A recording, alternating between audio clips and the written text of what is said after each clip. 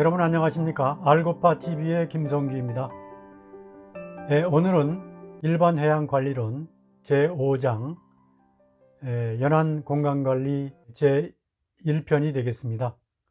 오늘은 주로 연안과 해양공간의 공간적 관리에 대해서 말씀을 드리도록 하겠습니다. 앞에서 3장에서는 주로 연안오염 관련 말씀을 드렸고, 그리고 제4장에서는 3편에 걸쳐서 연안 생태계 관리에 대해서 말씀을 드렸습니다. 그래서 오늘은 연안의 다양한 활동들이 일어나기 때문에 이러한 활동들이 연안 공간에서 어떤 방식으로 서로 통합적으로 조정되고 활동할 수 있도록 계획을 짜야 되는지, 조정을 해야 되는지, 이런 부분에 대해서 말씀을 드리도록 하겠습니다. 먼저 연안에 대해서 전 세계적으로 보면은 연안에는 중요한 도시라든지 항구라든지 발전소라든지 공단이라든지 이런 것들이 이제 집중하게 됩니다. 그래서 연안에 있는 육지 공간은 전체 육지 면적의 15% 정도 되고, 그러나 이곳에서 많은 활동이 일어나기 때문에 우리 전체 지구 인구의 45%를 수용하게 됩니다. 그래서 전반적으로 보면 인구 밀도가 굉장히 높게 된다는 이야기가 되겠습니다. 그래서 전 세계 인구 74억 인구 중에서 현재 14억 명이 해안선 100km 이내에 살고 있고, 인구 밀도도 평균보다 3배 이상 높다고 볼 수 있습니다. 또한 2025년까지 전체 인구의 4분의 3이 연안에 거주하게 되겠습니다.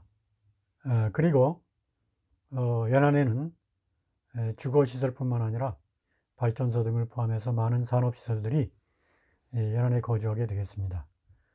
이와 같이 우리 인류의 주요 시설들이 연안에 설치되게 되는 이유는 연안에서 많은 상품들과 서비스들이 생산되기 때문이고, 아까 말씀드린 대로 주요 상업시설과 산업시설들이 이곳에 입지해서 활동들을 하기 때문이라고 볼 수 있겠습니다.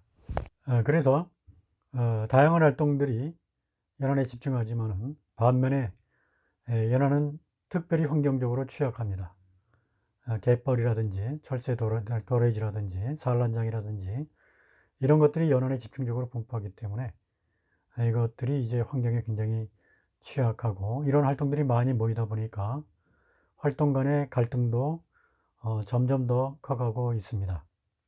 그래서 이러한 연안에 대한 연구나 이런 것들이 많이 있어 왔습니다. 우리 이미 배운 대로 연안에서의 오염에 대해서는 3장에서 배웠고, 그 다음에 연안 생태계 관리에 대해서는 MPA 등 각종 생태계 관리 시스템들이 작동하게 되는데 4장에서 우리가 이러한 내용을 배웠습니다. 또한 연안에는 계속적으로 파도가 치고 태풍이 불어서 연안을 침식시키기도 하고, 각종 재해가 연안으로 내습하기도 합니다. 그래서 이러한 물리적인 변화 이런 거에 관련해서는 5장의 연안관리에서 아마 다음번 시간에 2부에서 연안관리 2부에서 연안정비 및 연안침식구역 해서 공부를 해야 될 것 같습니다. 오늘은 연안통합관리를 공부하게 되겠습니다. 이것은 갈등이라든지 연안에서 여러 가지 갈등이라든지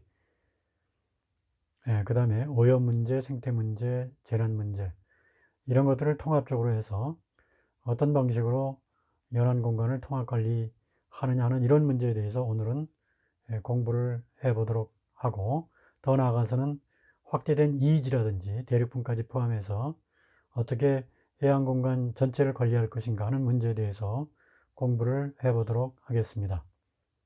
연안 공간 관리의 중심이 되는 갈등의 원인은 여러 가지가 있습니다.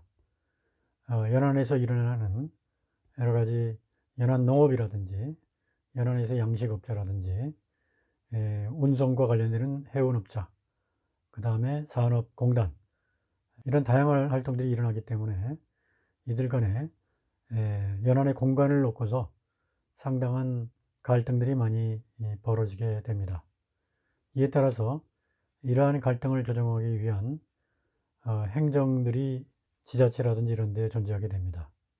농업, 수산업, 강하구관리, 해운 등 각 행정 조직들이 관리를 하는데, 이 행정 조직들은 자기들의 인허가 사업만 주로 관리하고 인허가 후에 어떤 문제가 일어나는지에 대해서는 팔로우업을 하지 않습니다.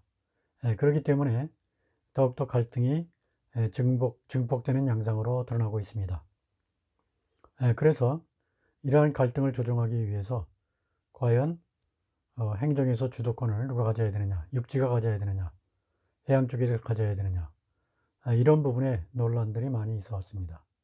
그 다음에 이러한 주도권을 잡는다고 해도 주도권을 잡은 자가 그러한 조정력을 어떤 방식으로 해결할 것이냐, 위원회를 두고서 할 것이냐, 아니면은 특별 태스크팀을 두고서 할 것이냐, 아니면 또 다른 방식의 갈등 조정 기능을 가질 것이냐 하는 그런 부분들이 많이 논의되어 왔습니다. 그래서 기존에도 있어 왔고 앞으로 이러한 연안의 공간 관리 방향은 연안에 접해 있는 육지와 해역을 어떻게 동시적으로 고려해서 그렇게 해서 인티그레이티드 매니지먼트, 통합 관리가 이루어지도록 할 것이냐는 그런 부분이 전에도 상당히 논란이 되어 왔고 지금도 행정 측면에서 이런 부분들이 많이 다루어지고 있습니다.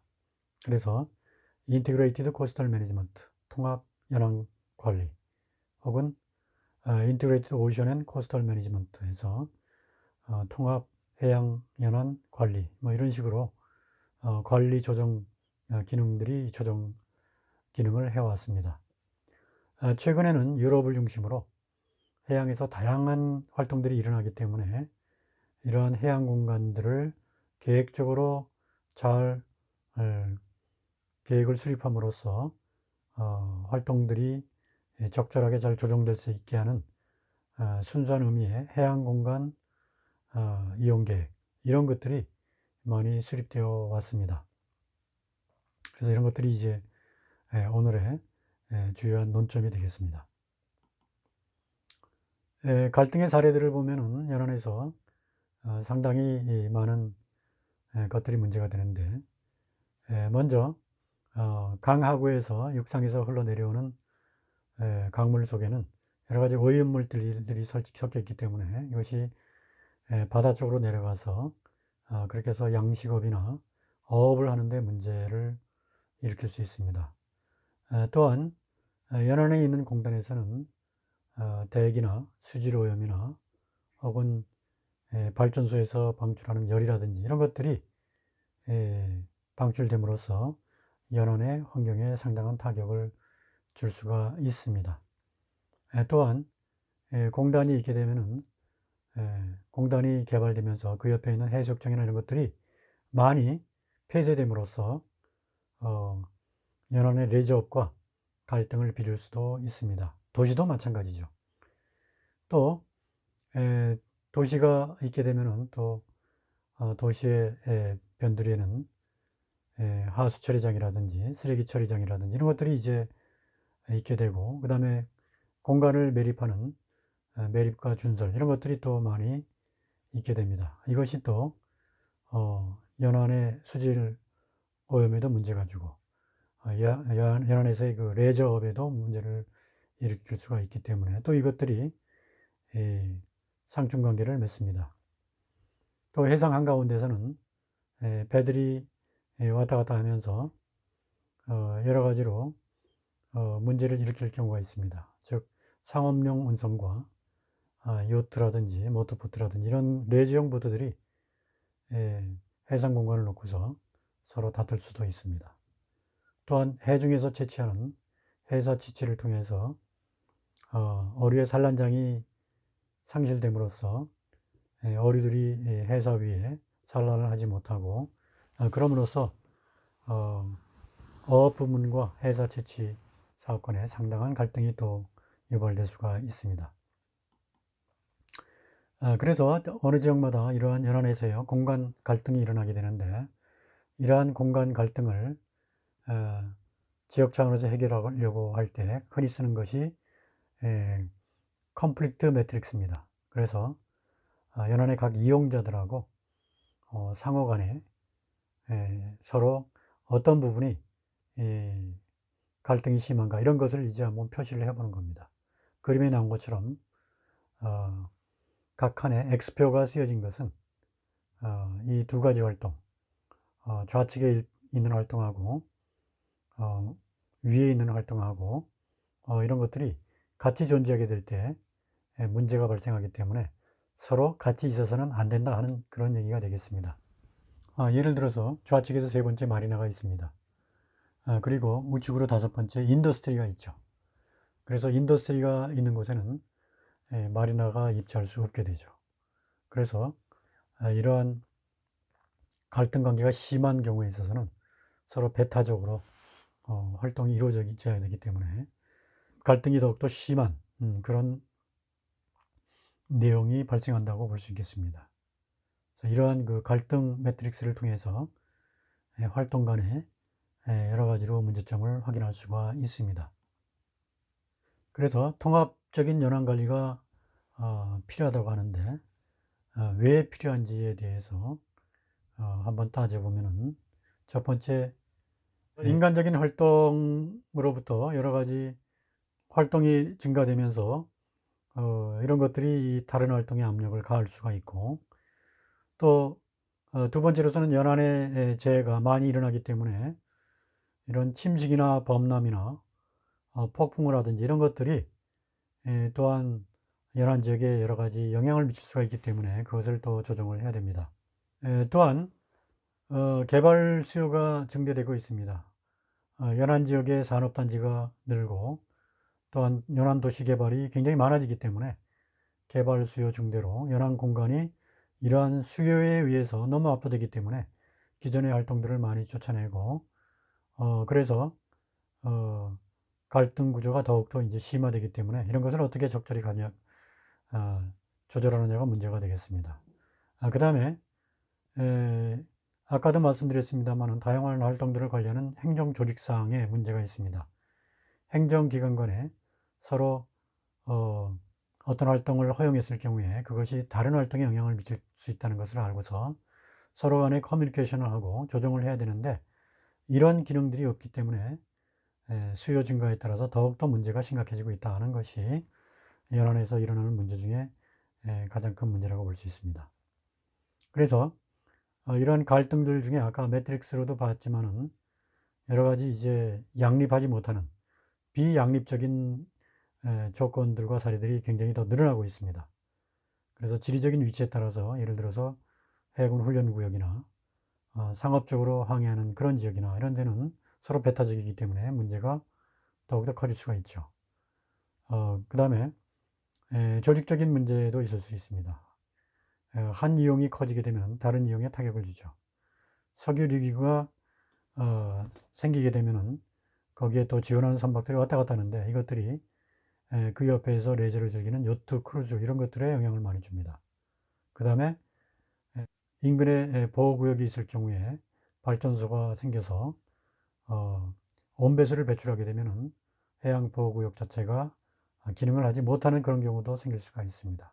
이와 같이 양립하기 어려운 이런 경우들이 많이 생겨나기 때문에 이런 것들이 조정이 돼야 되겠죠. 그래서 이러한 연안의 갈등을 조절하는 프로그램도 과거 초기에는 좀 단편적인 프로그램 성격을 띠었습니다. 그래서 어떤 연안관리의 내용은 물리적 환경에 중점을 둔 것도 있었습니다. 그래서 연안의 침식이라든지 홍수 방지라든지 이런 것에만 이제 중심을 두는 경우도 있었고, 또 NPA를 많이 두는 등 생태적 환경에만 중심을 둔 프로그램들이 있었습니다. 그리고 수산업이라든지 공단 조성이라든지 이런 경제와 환경에 중점을 둔 프로그램도 있었습니다.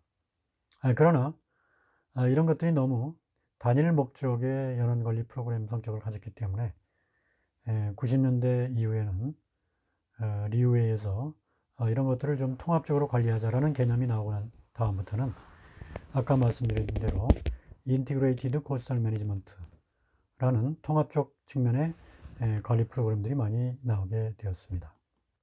그래서 이것을 이제 표로 말씀드린 건데 80년대 이전까지는 주로 단일 프로그램 위주의 연안관리 모델이 많이 나왔습니다. 근데 80년대 말부터 좀 종합적으로 해야 되는 거 아니냐 이런 의견들이 많이 나왔고 특별히 1992년에 리우웨이 이후에 연안관리에서는 이제 통합적인 그런 관리를 하되 공간적으로 통합, 즉 육지와 해역 쪽의 활동들을 서로 조정하고 그 다음에 행정적인 이런 통합 이런 것까지도 고려해서 통합적인 관리를 이루려고 노력을 했습니다.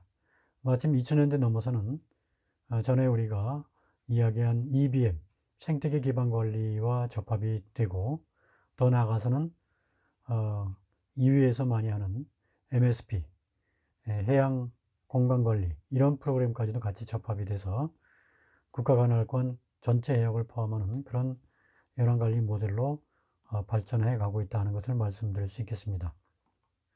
미국의 연안 거버넌스 구조를 보게 되면은 일단 수평적으로 볼 때 중앙정부에 이제 각 부처들이 있습니다. 교통부라든지 농업부라든지 상무부라든지 국방부, 국무부 이런 차원에서 연안의 각종 사업들이 이루어지고 있는데 이것들이 조정이 잘 되지 않고 있습니다. 그래서 이런 거에 대한 조정, 그 다음에 이러한 중앙부처와 주정부, 시군, 그 다음에 NGO 등 각 활동들을 많이 중복적으로 하는데 이런 것들이 또 조정이 되지 않습니다. 그래서 어떻게 하면 이것들을 체계적으로 조정을 해야 될 것이냐 하는 그런 부분들이 미국을 포함해서 각국의 이제 고민들이 되겠습니다. 그래서 1992년에 리우 회의에서 통합 해양 및 연안 관리 프로그램이 되어야 된다 하는 것을 강조를 했고 뒤이어서 이제 각 그 유엔 기구라든지 각 기구에서 이런 부분들을 언급하고 이런 것들을 자체 프로그램에 수정시키려고 하는 노력이 많이 발생을 해왔습니다. 그래서 각 부문 간에 서로 조정하고 협의하는 그런 능력들을 키우고 그 다음에 각 정부 간, 정부 레벨 간의 중앙정부, 지역정부, 지방정부 등이 또 연안과 대항을 놓고서 서로 협의하는 그런 그 체계도 생기기 시작했고 그 다음에 공간적으로 해양에 붙어 있는 육지 그리고 영해 내의 해양 서로 이렇게 어떻게 공간적으로 통합적으로 관리할 것이냐 예를 들어서 비치가 있으면은 비치의 육상부하고 비치의 수역부가 서로 조화돼야 그것이 올바른 해양 레저를 할 수 있는 공간으로 되기 때문에 이것을 뒤에 있는 호텔이나 리조트, 비치, 앞에 있는 수역 이런 것들이 이제 통합적으로 관리될 수 있도록 고려된다는 그런 얘기겠죠. 그 다음에 과학적으로도 오염을 다루는 해양화학이나 그 다음에 침식이나 이런 걸 다루는 물리 쪽 이런 여러 가지 그 과학 원리들 간에 어떻게 적절하게 응용을 잘해서 이런 것들을 관리해 나갈 것이냐 하는 그런 부분도 문제가 됐고요. 또 국제적으로도 여러 가지 국경을 넘어서는 어류 이동이라든지 그 다음에 배들이 국정원에 왔다 갔다 하면서 밸러스트유를 넣고 빼고 하는 그런 문제라든지 다양한 국제적인 문제들 이런 것들도 같이 통합적으로 관리하자 하는 것이 리우 회의 때 나온 그런 내용이 되겠습니다. 그래서 이러한 그 내용을 받아서 통합적인 연안 관리를 하기 위해서 해양 선진국에서는 앞에서 생태계 쪽에서 말씀드린 MPA 마린 프로텍티드 에리어 관리라든지 그 다음에 해양에 있는 하구의 관리 마린 에스츄리 매니지먼트 이런 것들과 ICM을 통합적으로 관리하는 그런 방법들에 대해서 많이 고려를 하기 시작했습니다. 또한 호주나 캐나다처럼 넓은 지역에 해양이 분포하는 지역에서 각 부분마다 NPA라든지 바이오 리전이라든지 에코 리전이라든지 이런 것들을 이제 설정해서 관리를 하긴 하는데, 너무 지역이 넓다 보니까 이런 것들 간의 상호 연계라든지 또 이런 것들을 통일적으로 운영할 수 있는 지침 등 이런 것들을 통합조정적으로 할 수 있는 그런 통합현황 관리를 할 수 있도록 국가 체계가 움직여 오고 있다는 것을 말씀드릴 수 있겠습니다. 그 다음에 통합의 방법으로서 대개 두 가지 방법을 많이 쓰고 있습니다. 법제도적인 구비가 한 부분이 될 수 있고, 그 다음에 이것을 집행하는 행정기구와 NGO 등의 역량 강화, 이런 것들이 포함이 되겠죠. 물론 이러한 역량 강화에는 행정기구나 NGO나 그 다음에 지역에서 생산활동이나 지역보존활동에 참여하는 주민들까지도 이러한 역량을 제고시켜야 된다는 것들이 ICM에서 굉장히 역점을 두었던 그런 부분이라고 볼 수 있겠습니다. 그 다음에 통합의 원칙으로서는 사전 예방적 원칙이라든지 또한 사전적인 방제 조치, 그 다음에 오염자 부담 원칙, 그 다음에 경계를 넘어가는 그런 환경영향 방지 원칙 등 여러 원칙들이 동시적으로 고려되고 있다. 그래서 대중까지 참여시키는 그러한 그 방안까지 고려해서 실시해야 된다는 것을 말씀드릴 수 있겠습니다. 또한 국가별로 연안 범위에 대해서 상당 부분 내용이 조금씩 다릅니다. 그래서 연안의 육지 쪽을 브라질 같은 경우는 평균 고조선에서 약 2km 이내까지를 관리 대상으로 하고, 그 다음에 평균 저조선에서 해양 쪽으로는 12km를 나가서 연안의 범위로 정해놓고서 관리를 하고 있습니다.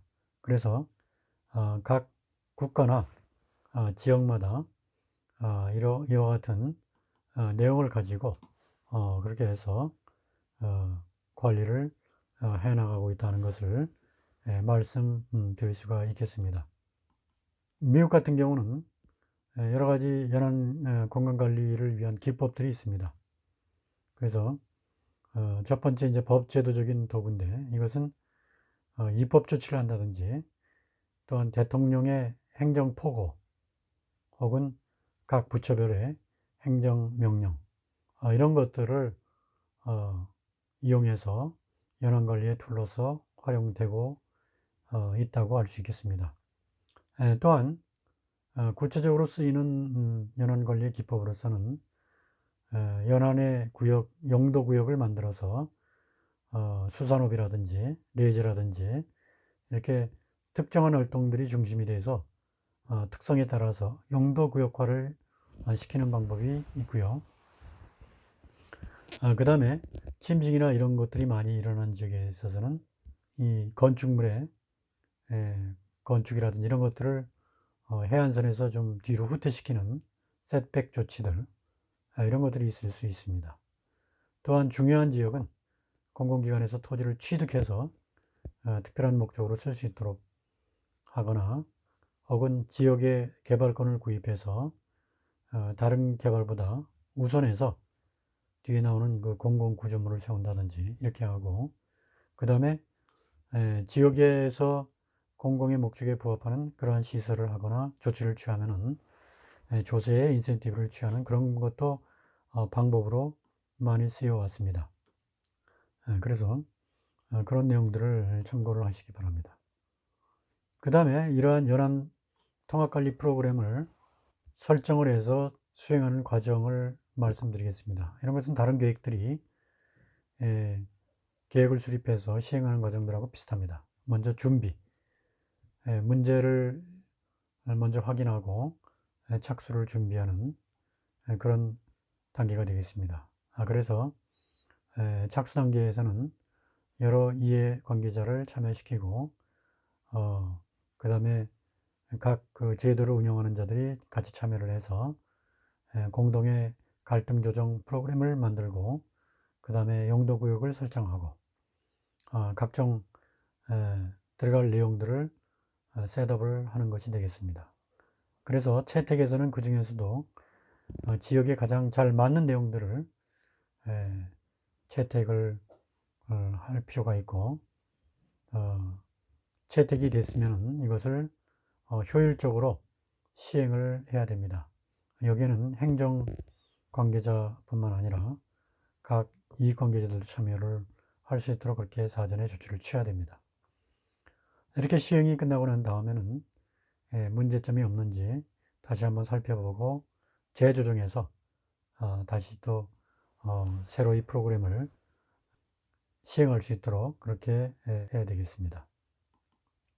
이와 같이 이제 이론적인 내용을 바탕에 깔고서 우리나라에서도 이제 1999년도에 연안관리법이 만들어져서 연안의 육지와 해역을 동시에 고려하는 통합 연안관리 시스템을 운영해 왔습니다. 그러나 이러한 통합 연안관리 시스템에 여러 가지 좀 문제점이 발견이 되고 있습니다. 즉 좁은 영역에서 관리가 되고 있습니다. 즉 육지 쪽으로는 내륙 쪽으로 가봐야 1.0km 정도, 해역 쪽으로는 멀리 나가봐야 12마일 이내에 영해 지역이 담당 구역이 됩니다. 그래서 관할 구역 전체를 커버하지 못하고 해안선 내외의 지역만을 관리 지역으로 하기 때문에 이 밖에서 벌어지는 문제에 대해서는 관리가 안 되고 있다 하는 것을 말씀드릴 수 있고, 그 다음에 해양의 용도구역을 11개 기능구를 만들어서 적용을 했습니다만은 이게 물이라는 것이 유동적이고 왔다 갔다 하기 때문에 실제로 토지처럼 용도구역 자체의 효력, 즉 유해성이 떨어지기 때문에 좀 더 효력이 높은 그런 해상만의 특별한 용도구역으로 바꿀 필요가 있겠다 하는 것을 말씀드릴 수가 있겠습니다. 그 다음에 연안관리법에 의한 연안관리, 계획관리 주체는 시군입니다. 그러나 시군에 보통 해양성과에서 많이 하는데 공무원들이 이 개념을 잘 이해하지 못하고 시행하는 데 여러 가지 어려움이 많고, 또한 인허가 사항을 시행을 하려고 할 때 여러 가지로 힘이 센 부서에서 이런 것을 힘으로 밀어붙이니까 유효성도 많이 떨어질 수가 있습니다. 따라서 시군보다도 이 광역 시도에서 이러한 계획을 주체적으로 수립하고 관리를 할 수 있도록 이렇게 만들어야지만이 유효성이 있을 것으로 이렇게 판단이 됩니다.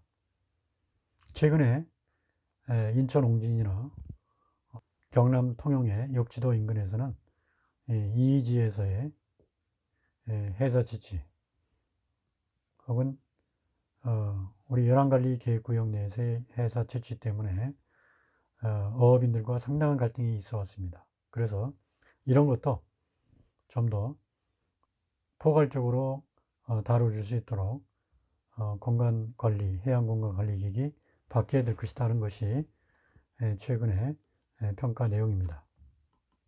그러면은 이러한 해양공간관리제도 MSP라고 하는데 이런 것은 주로 이제 종합적인 관점에서 선계획 그 다음에 후이용 방식으로 해양을 관리하는 방식이고 2000년대 초반에 전 세계적으로 도입이 됐으며 현재 70여 개국에서 운영 중입니다. 그래서 우리는 99년부터 연안관리법에 의해서 연안관리만 해왔는데 2018년도에 해양공간계획 및 관리에 관한 법률을 해양공간계획법이라고 하는데 이것이 이제 2018년에 제정이 되고 2019년부터 본격적으로 시행이 되고 있습니다.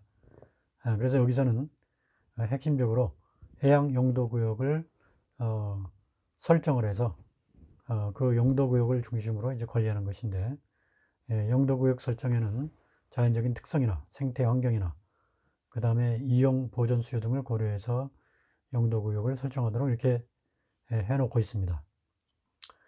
이러한 MSP 제도를 시행할 때 제일 먼저 보는 것이 해양 공간에서의 활동 내역입니다. 특별히 이제 영국 같은 경우에 해양 공간 분석을 위해서 어업 활동들이 얼만큼 일어나는지, 그 다음에 단단위 면적에서 각 지역마다 얼만큼의 생산량이 일어나는지 이런 것들을 이제 도표로 먼저 표시를 해서 그렇게 해서 그런 활동들이 많이 일어나는 지역에 대해서는 수산업이 전형적으로 일어날 수 있도록 공간 지정을 해준다든지 이런 식으로 운영 관리를 하고 있습니다. 그래서 이런 것들을 이제 도표로 표시해서 먼저 분석을 해봐야 됩니다. 그래서 분석된 내용을 바탕으로 각 지역 매트릭스마다 어떤 용도를 부여를 할 것인가 하는 것을 검토를 해야 되겠죠. 다음 그림에는 경남 해안에서 연안에서 어디에서 어업 활동이 많이 일어나고 그 다음에 수산물들이 많이 생산되는지 도표로 표시해 본 겁니다. 빨갈수록 생산이 많이 일어나는 지역이기 때문에 수산업 활성들이 활성화될 수 있도록 공간 지정을 해 줘야 되겠죠.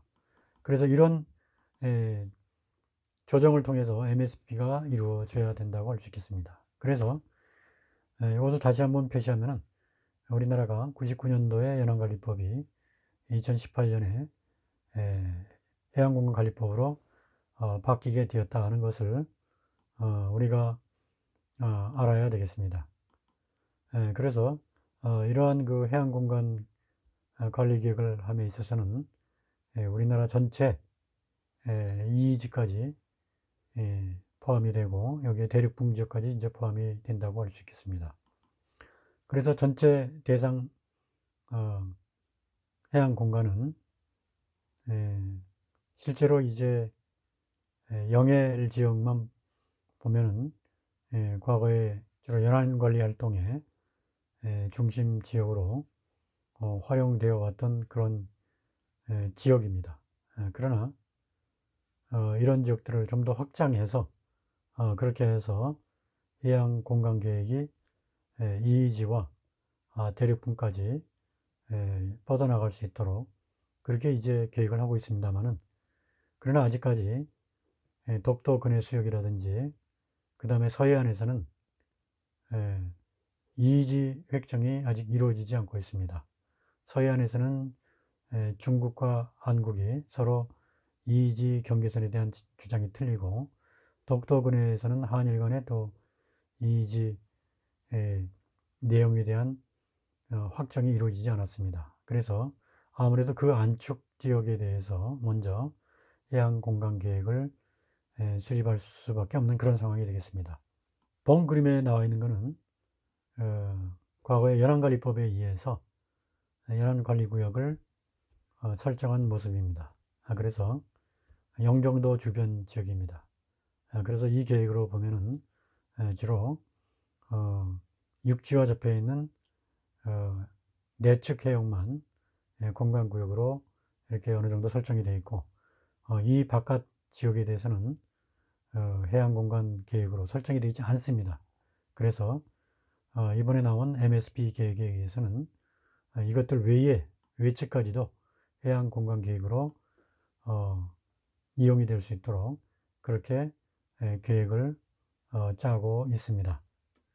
그리고 이렇게 이제 넓게 해양공간 계획을 수립하는 것 뿐만 아니고 이렇게 계획 수립된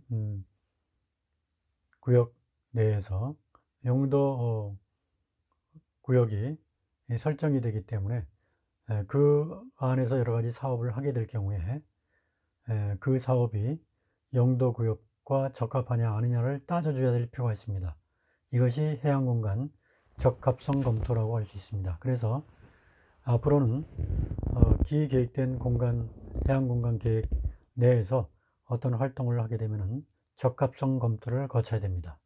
그렇게 해서 적합성이 인정되는 경우에만 그 활동이 해양공간 내에서 이루어질 수 있게 됩니다.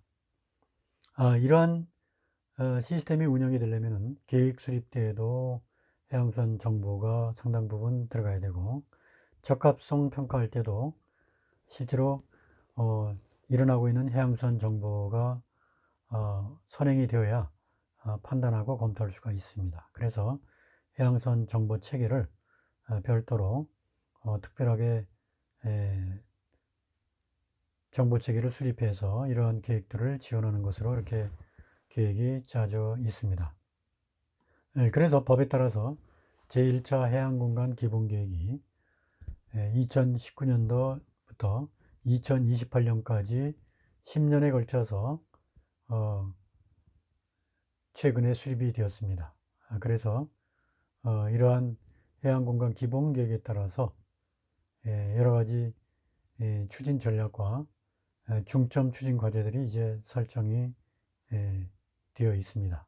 그래서 5대 추진 전략을 보게 되면은 첫 번째, 능동적 적응형 해양공간계획 체제 구현, 그 다음에 두 번째는 과학적 통합적 해양공간관리 기반 구축, 그 다음에 세 번째는 해양공간 정보체계 구축 등 아까 말씀드린 이러한 내용들을 포괄해서 제1차 해양공간 기본계획이 수립이 되었다는 것을 알아야 되겠습니다.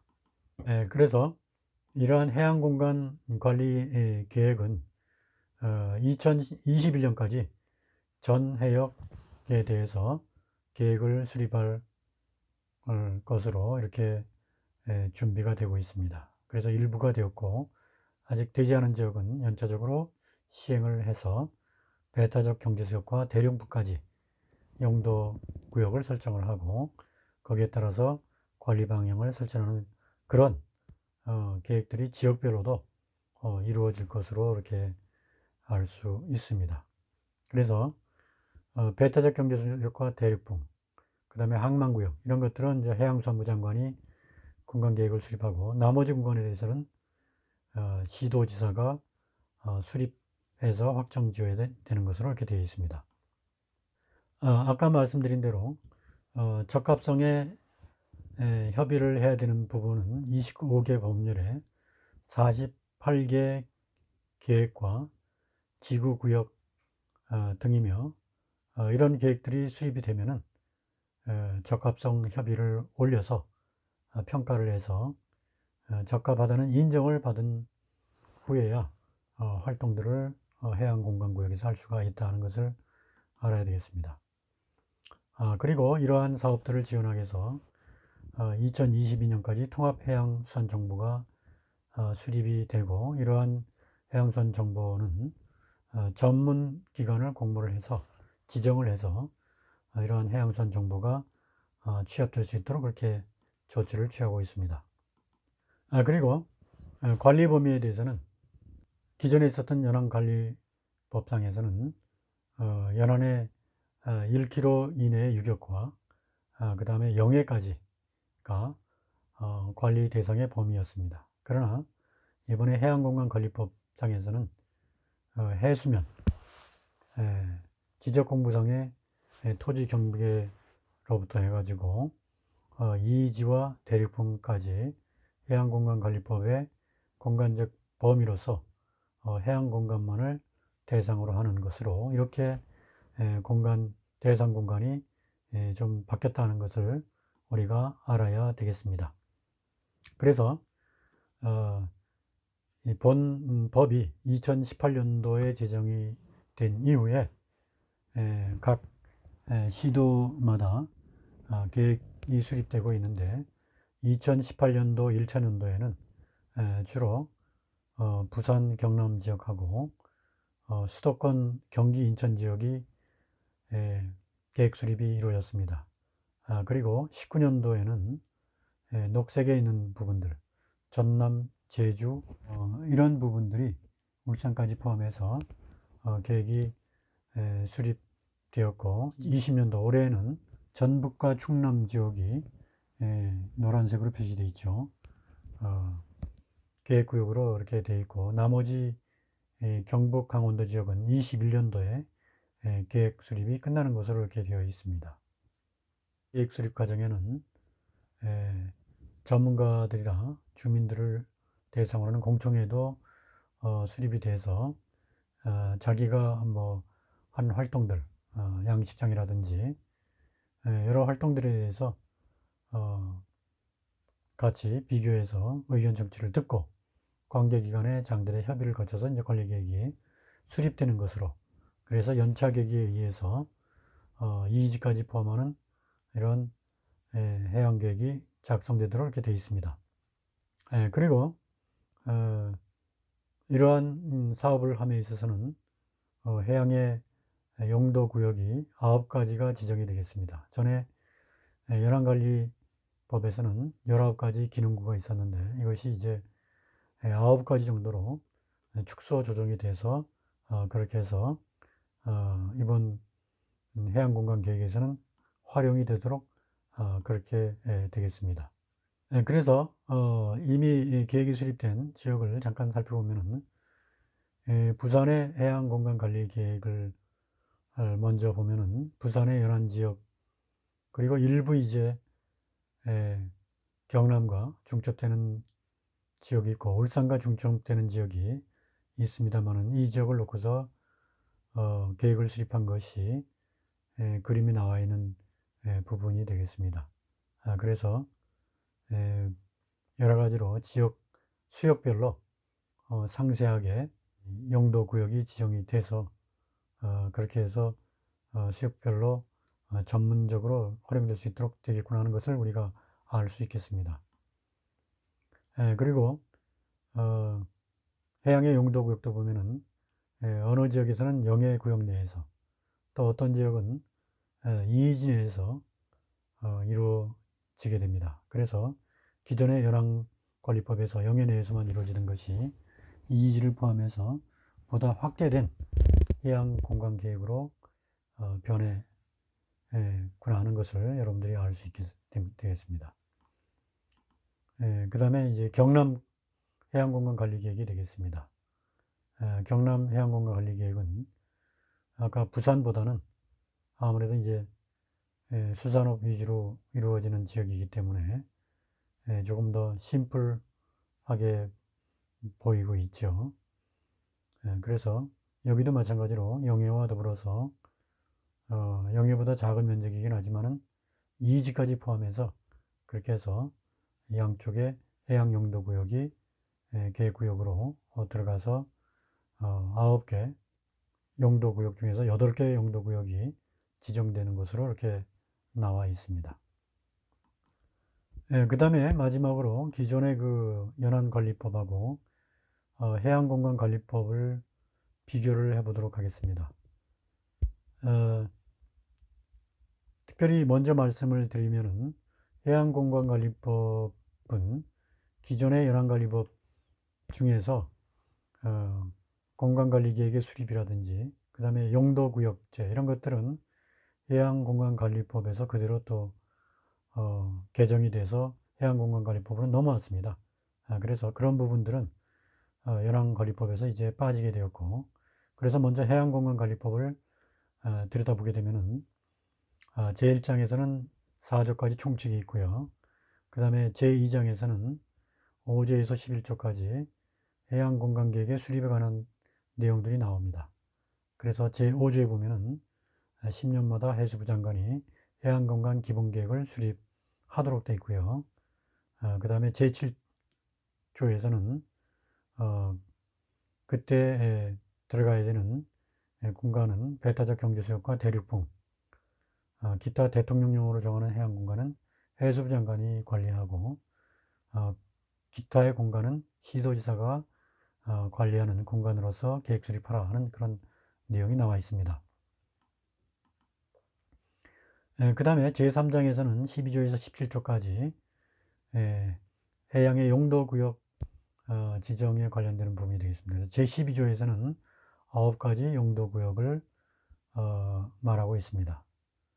그 다음에 제13조에는 해양공간 특성평가를 실시하도록 그렇게 되어 있습니다. 특성평가를 실시해서 그렇게 해서 특성별로 이 정보를 수집하고 데이터를 수집해서 그것이 나중에 용도구역이나 적합성 평가에 이용할 수 있도록 조치를 취하게 하고 있습니다. 이 사장에서는 해양공간 정보 관리 등에 대해서 언급을 하고 있습니다. 그래서 18조, 19조, 20조에 걸쳐서 정보의 수집 조사와 체계 구축, 전문기관의 지정 등을 얘기를 하고 있습니다. 그 다음에 제5장의 보칙에서는 연구개발 사업이나 국제협력 등에 대해서 언급을 하고 있다 하는 것을 우리가 알아야 되겠습니다. 반면에 연안관리법은 해양공간관리법으로 이관되어 있는 부분들인 4조에서 20조 1항까지는 삭제가 되었고요. 그 다음에 제3장의 두 번째 부분으로서 남아있는 부분은 연안 침식관리구역의 지정관리 부분이 되겠습니다. 그래서 이런 연안 침식관리구역에 대해서는 다음 시간에 어떤 방식으로 이것이 관리가 되는지 하는 것에 대해서 말씀을 드리도록 하겠습니다. 또한 연안관리법에서 남아있는 중요한 부분 중에 하나는 제4장 연안정비사업이 되겠습니다. 제20조에서 29조까지인데 이런 부분들은 앞에 나온 침식관리구역과 더불어서 연안 중에서 상당히 침식이나 여러 가지 문제로 재해에 취약한, 환경에 취약한 이런 부분들에 대해서 어떻게 관리할 것인가 하는 부분이기 때문에 다음 시간에 다시 한번 또 말씀드리도록 하겠습니다. 그리고 제5장에서는 연안관리심의회를 30조에서 31조까지 다루고 있고, 그 다음에 제6장에서는 연안의 효율적인 관리를 위해서 32조, 33조, 34조까지 포함을 해서 연안 자연해안 목표 관리제, 연안 지킴이, 그 다음에 연안의 주기적인 점검, 정보 구축 이런 것들에 대해서 언급을 하고 있습니다. 그 다음에 제7장에서는 이제 여러 가지 보칙들이 나오는 그런 부분으로 구성이 되어 있습니다. 그래서 과거에는 연안관리법이 우리나라 해양관리의 기본이 되었었는데 이제는 해양공간관리법이 이런 것들을 관리하는 기본법으로 바뀌게 되었다 하는 것을 우리가 알아야 되겠습니다. 그래서 이제는 해양공간관리에서 앞에서 말씀드린 갈등 관리부터 시작해서 오염 문제라든지 생태계 문제라든지 그 다음에 여러 가지 조정해야 될 부분들 이런 것들이 종합적으로 관리가 되고 있는데 특별히 해역에 대한 영도구역제를 도입하고 이거에 따른 적합성 평가 이런 것들 그리고 연안정보 체계 구축 이런 것들을 통해서 효율적으로 해양 공간관리가 이루어지도록 체계화되고 있다는 것을 알아야 되겠습니다. 잘 들으신 분들은 다음에 제시하는 익힌 문제들을 잘 보시고 풀어보시면서 복습을 해주시기 바랍니다. 여러분들 오늘 내용을 잘 들으셨으면 구독과 좋아요를 눌러주시기 바랍니다. 여러분들 경청해 주셔서 감사합니다. 알고파TV의 김성기입니다. 감사합니다.